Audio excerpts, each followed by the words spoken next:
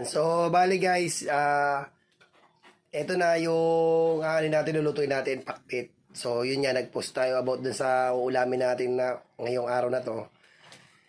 Yung budget ko ay mababa lang. Kaya, ang napili ko dun ay yung pakbit at isda, pritong isda. So, ito na, ano na ako ng taba ng baboy. Ayan na.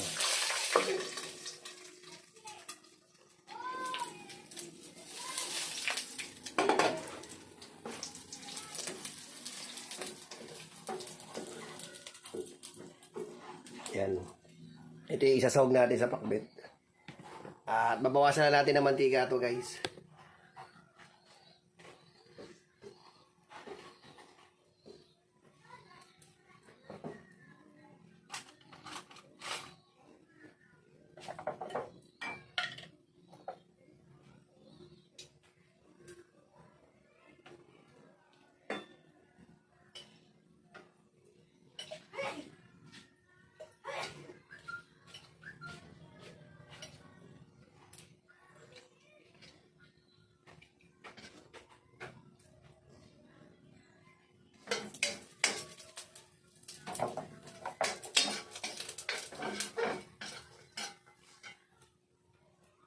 Lagay natin yung sibuyas.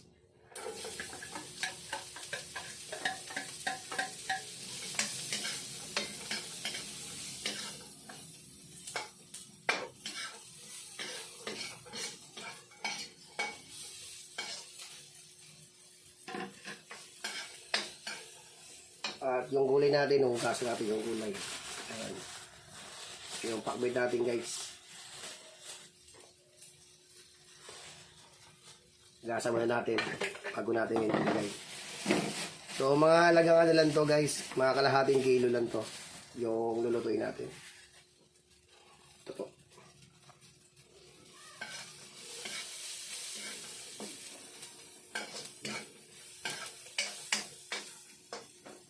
So bali ang sahog lang natin dito yung tabalan ng baboy.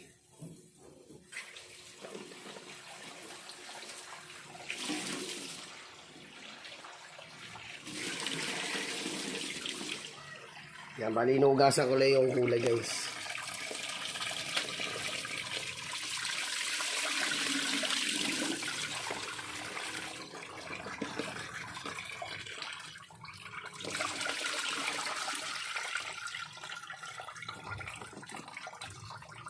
Yan, no, okay na.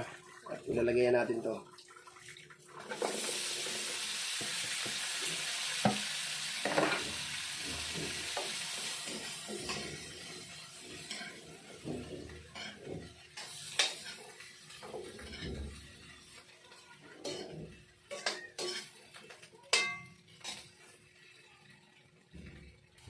Bali, pampalasa ilalagay natin dito, asin.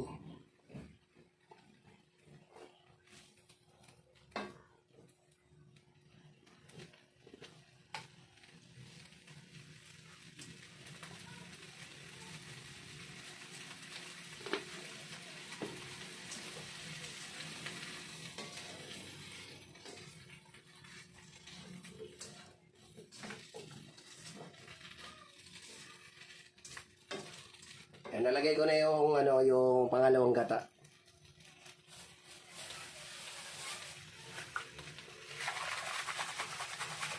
Yung pangalawang gata guys, para maluto yung gulay.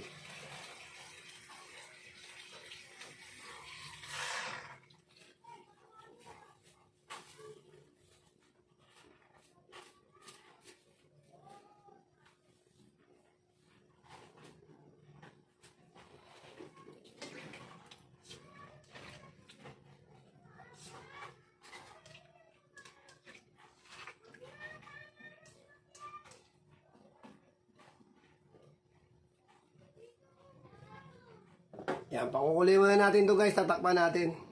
Kuha tayo ng takip.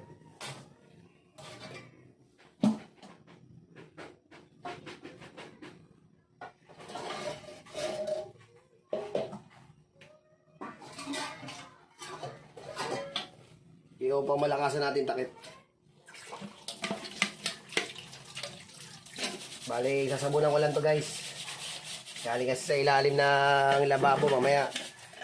naihiyan to ng daga o naanuhan ng ipis, kaya kailangan natin sabunan bago natin itakip doon sa ulam.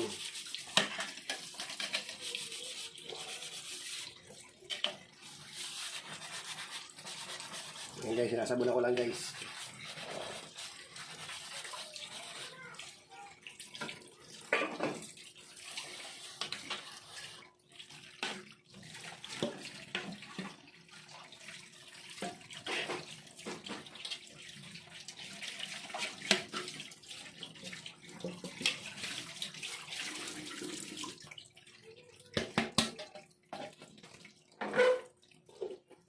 Yan, papakuloan muna natin to guys at antay lang tayo ng mga ilang minuto lang para matapos itong niluluto nating pakbet na may gata. So, wait lang muna.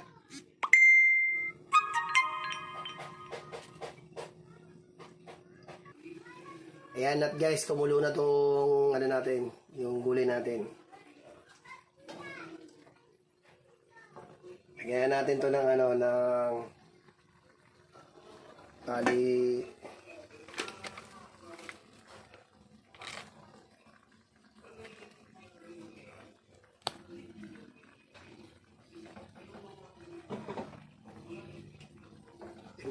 Titimplahan na natin to.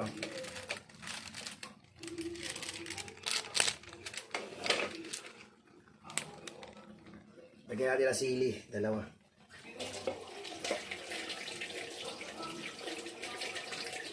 Saka magic sarap.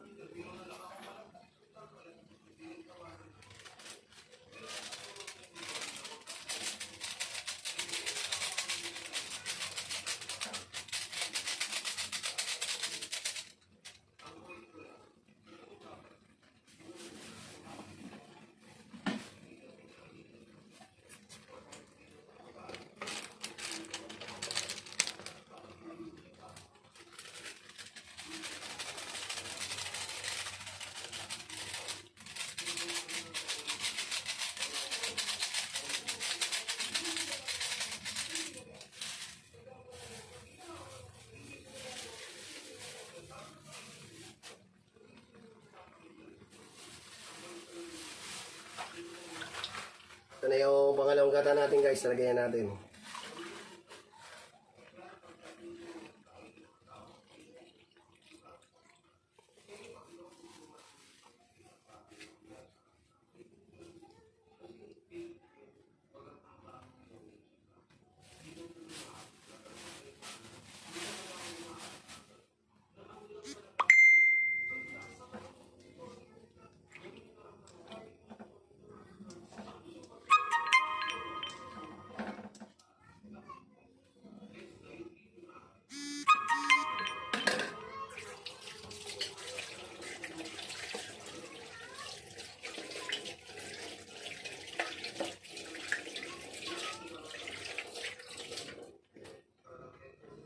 At may natira pa tayong pritong bangus, halo na natin din.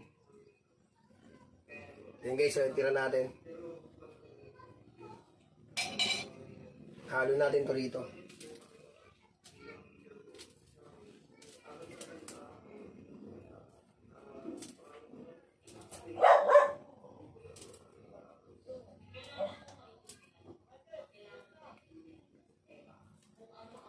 Yan, bali may ka na lang guys.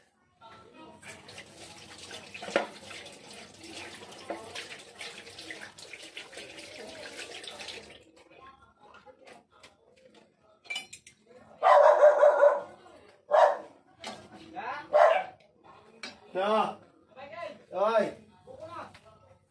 Sige lang, niluto pa ako ng ulam.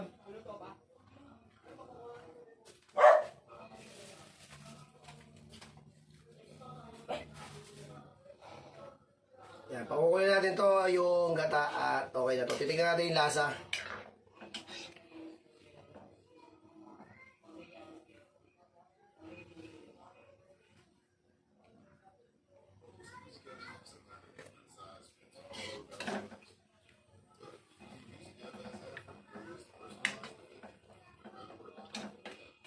Tuloy natin yung pangalawang gata nilagay natin kasi kakalagay pa naman natin.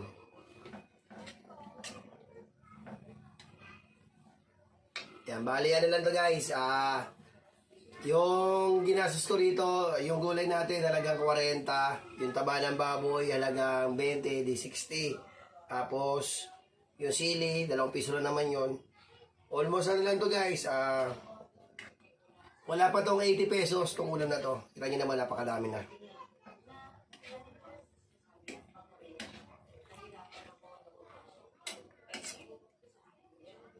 Yung sibuyas naman nito, nakaraan ko pa binili. Yung bawang, bali yung bawang, bumili ako ng halagang 20 pala. O, papagay mo yan, 80, lahat-lahat. Ito na yung ulam mo. Sulit na, healthy pa.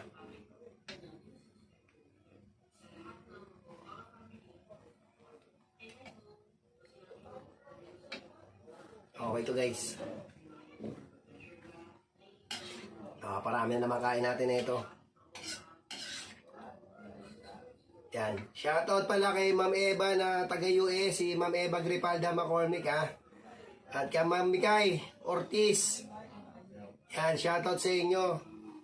Yan, sa mga tropa natin na taga North Caloocan. Yan, kay Angie Pomerga.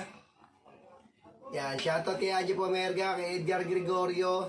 Yan, kay Nico Villanueva. Kay Boss G ng Tala, Caloocan. At kay Leila Hibid ng Saudi Riyadh. Yan, shoutout sa iyo dyan.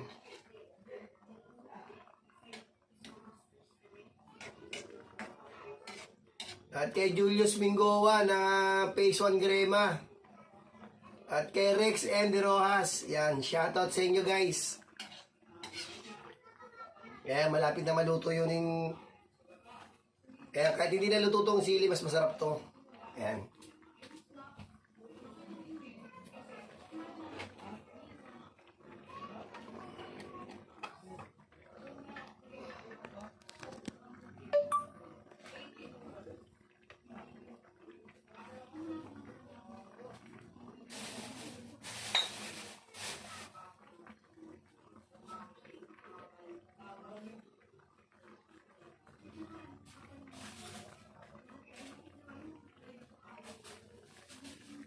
Yan, niluluto ko na lang po yung gata nito. At yung timpla naman nito, sakto na yung timpla natin. Hindi siya maalat, hindi rin siya matabang.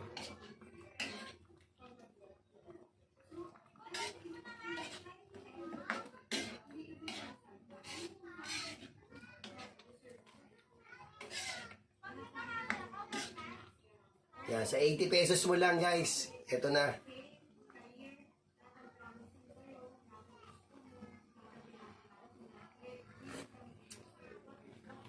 Okay na guys. Pwede ko naman dagdagan pero sakto na naman to. Hindi siya maalat, hindi siya matabang. So yun lang po. Okay na po. Luto na. Magpiprito na tayo ng isda. At ito po yung kapartner niyan guys. Pritong isda. Aasinan ko na lang to. Sabay piprito ko. Yan. So, bye-bye. Salamat.